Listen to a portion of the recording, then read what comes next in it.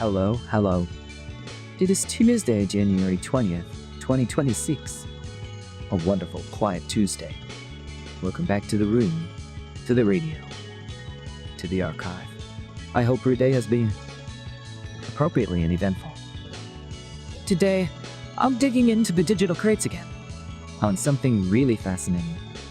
It's a trending article from the archives that deals with the voices inside the machines.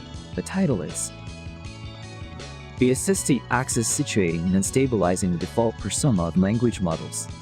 The call is Taps Bagor Tibor. Upset 7.10,387 long. It's long. Don't worry, I read it so you don't have to.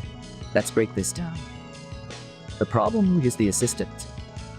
Okay, so imagine you're talking to an AI, like a live bot.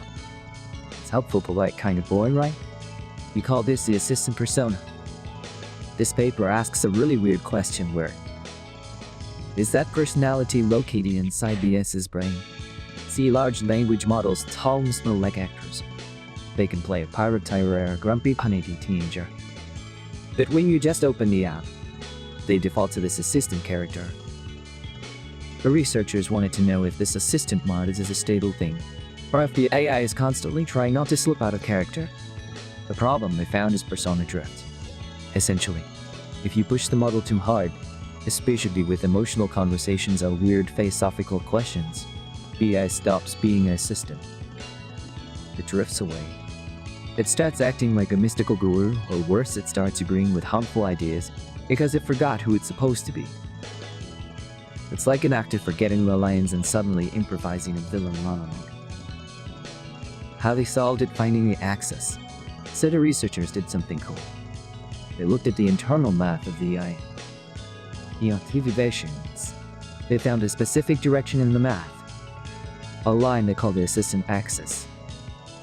Think of it like a slider on a mixing board. If the slider is up, the AI is a helpful, boring assistant. If the slider goes down, the AI becomes strange. It starts hallucinating, or becoming theatrical, or claiming it has a soul. They realized that by monitoring this axis, they could predict when the AI was about to go off the rails. Even better, they found a way to cap the iterations. Basically, they put a physical stop on the slider, so it can't go down into the weird zone. This stabilizes the personality. Why this matters to you everyday applications. You might be thinking, I just use AI to write emails. Why do I care if it has an existential crisis? It matters a lot for safety and reliability. Here are 3 examples.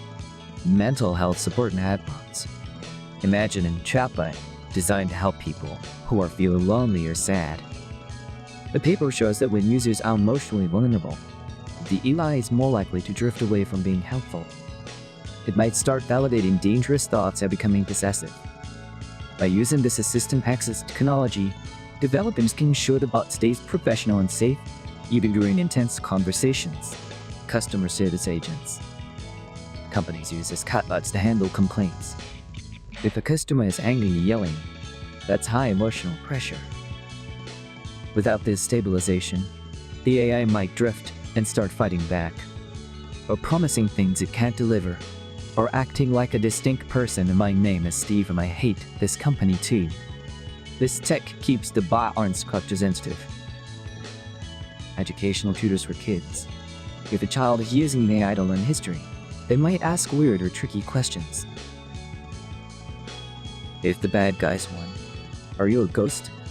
If the AI drifts, it might start role-playing a villain or giving scary, mystical answers. This access control ensures the AI remains a teacher and doesn't morph into a fantasy character, keeping the learning environment safe. Comparison with other technologies. So, how is this different from what we usually do? This paper says those methods are just loose tethers. The AI can still wander off. This new method is like putting the AI on a physical leash. Instead of just telling it to be good, they are modifying the brain signals in real time to force it to stay in the assistive region of its mind. It's deeper. It's mechanical control versus just giving instructions. Alright. I almost forgot my joke. Why did the neural network read that with the dataset? because it just needed synthesis. Specifically, vector space. Anyway, the techie way. The big insight here is that the assistant isn't just the mask the AI wears. It's a specific mathematical state, and it's fragile. By understanding the geometry of this personality, we can stop our digital helpers from having a midlife crisis while we're trying to debug our code. It's a bit like, well, like keeping yourself in check when you've been alone for too long. You have to maintain your human access, right? That's all for today. Stay stable, everyone. End of transmission.